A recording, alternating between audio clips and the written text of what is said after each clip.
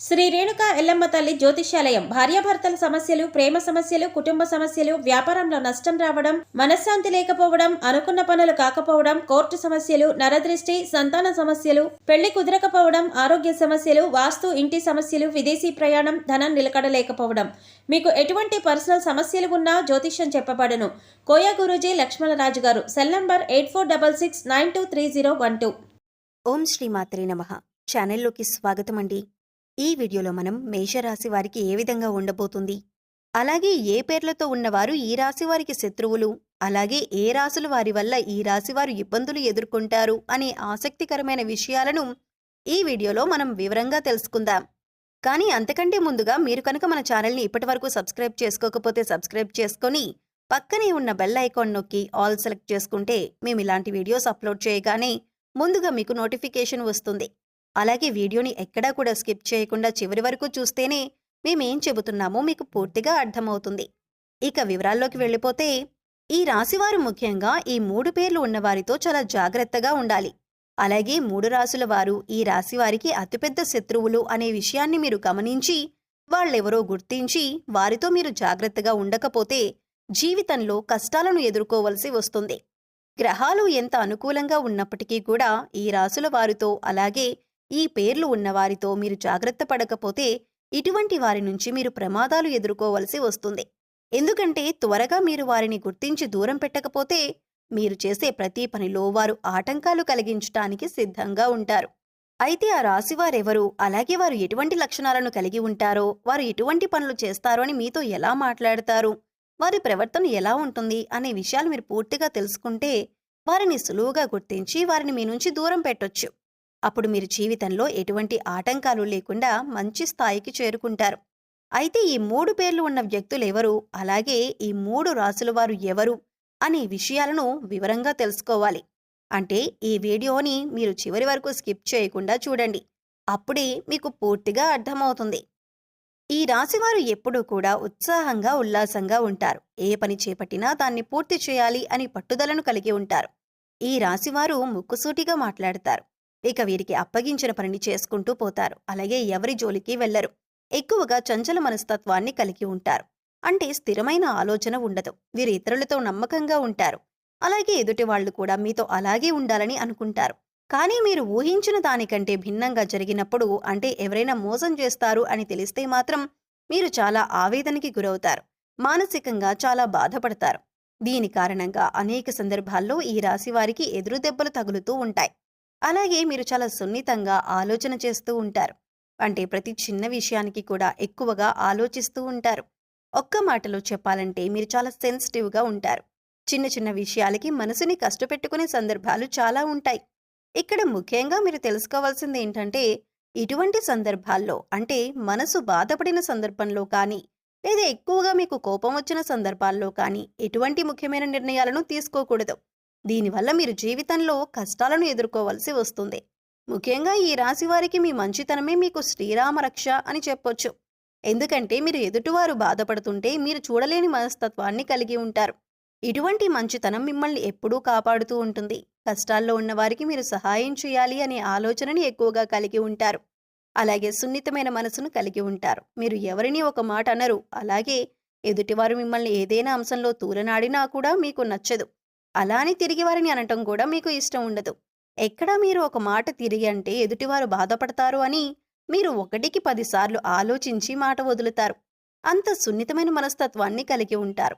అలాగే ఈ సమయంలో మీరు ఎటువంటి సందర్భంలోనైనా ఎంతమంది ఎన్ని విధాలుగా రెచ్చగొట్టినా మీరు ఓర్పుగా ఉండటం అనేది మంచిదని సూచించడమైంది.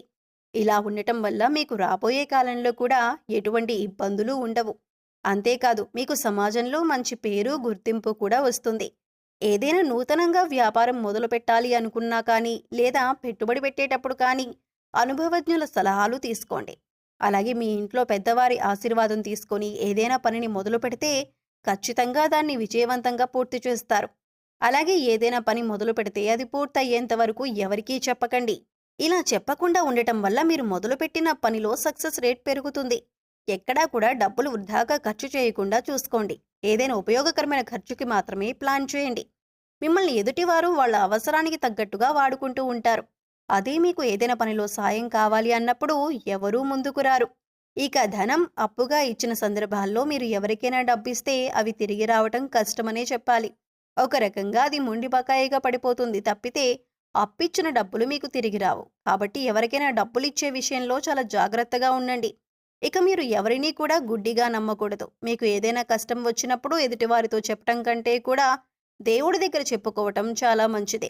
ఎందుకంటే దేవుడి దగ్గర చెప్పుకోవటం వల్ల మీ కష్టం తీరేందుకు మార్గాలు మీకు దొరుకుతాయి. అంతేకాదు మీ కష్టాలను విన్న భగవంతుడు మీకు కష్టాలను వెనువెంటనే తీరుస్తాడు. ఎందుకంటే ఈ సమయంలో మీకు దైవబలం కూడా అండగా ఉంటుంది. ముఖ్యంగా మీరు మాత్రం ఈ సమయంలో మీలో ఉన్న నెగిటివ్ ఆలోచనలను తీసివేయవలసి ఉంటుంది.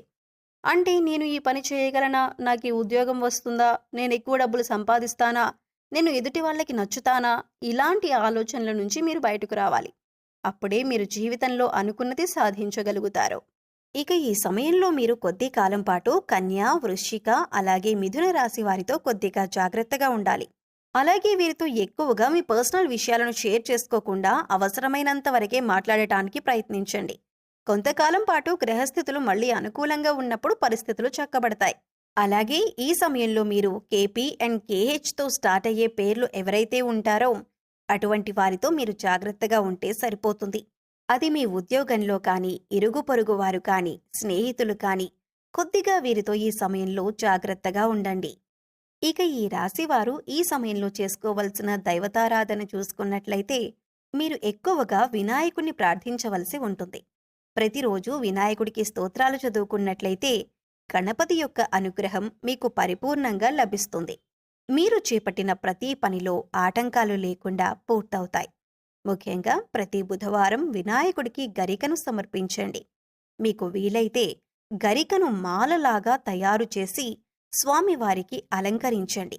అలాగే అనారోగ్య సమస్యలతో బాధపడేవారు సూర్యుడికి రోజు ఉదయాన్నే నీటిని సమర్పించి ఆదిత్య హృదయ పారాయణం చేసుకోండి. ఇలా సూర్యుడికి నీళ్లను సమర్పించే సమయంలో మీకు దొరికితే ఆ నీళ్లల్లో ఒక ఎర్రటి పువ్వు, కొద్దిగా అక్షింతలు వేసి నీటిని సమర్పించండి. ఇక ఈ సమయంలో మీరు పాటించవలసిన పరిహారాలు చూసుకున్నట్లయితే ప్రతిరోజు కూడా రావి చెట్టుకు 16 ప్రదక్షిణలు చేయటానికి ప్రయత్నించండి. ఇలా చేయటం వల్ల మీలో ఉన్న నెగిటివిటీ తగ్గిపోతుంది.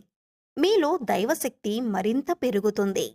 సో చూశారు కదండి మేషరాశి వారి గురించి. అలాగే మీరు ఏ అక్షరంతో మొదలైన పేర్లు ఉన్నవారితో జాగ్రత్తగా ఉండాలి, అలాగే ఏ 3 రాశుల వారితో ఈ సమయంలో మీరు జాగ్రత్తగా ఉండాలి అనే అంశాలతో పాటుగా ఈ సమయంలో మీరు చేసుకోవలసిన దేవతారాధన అలాగే పాటించవలసిన పరిహారాల గురించి ఈ వీడియోలో మనం వివరంగా తెలుసుకున్నాం కదా. ఈ వీడియో మీకు నచ్చినట్లయితే లైక్ చేయండి. మీ ఫ్రెండ్స్ అండ్ ఫ్యామిలీ మెంబర్స్లో ఎవరైనా మేషరాశి వారు ఉన్నట్లయితే వారితో ఈ వీడియోని షేర్ చేసుకోవటం మర్చిపోకండి. అలాగే ఇప్పటి వరకు మన ఛానల్ని కనుక సబ్స్క్రైబ్ చేసుకోకపోతే సబ్స్క్రైబ్ చేసుకొని పక్కనే ఉన్న బెల్ ఐకాన్ నొక్కి ఆల్ సెలెక్ట్ చేసుకుంటే మేము ఇలాంటి వీడియోస్ అప్లోడ్ చేయగానే ముందుగా మీకు నోటిఫికేషన్ వస్తుంది. మరో చక్కటి వీడియోతో మళ్ళీ కలుద్దామండి. ఓం శ్రీ మాత్రే నమః.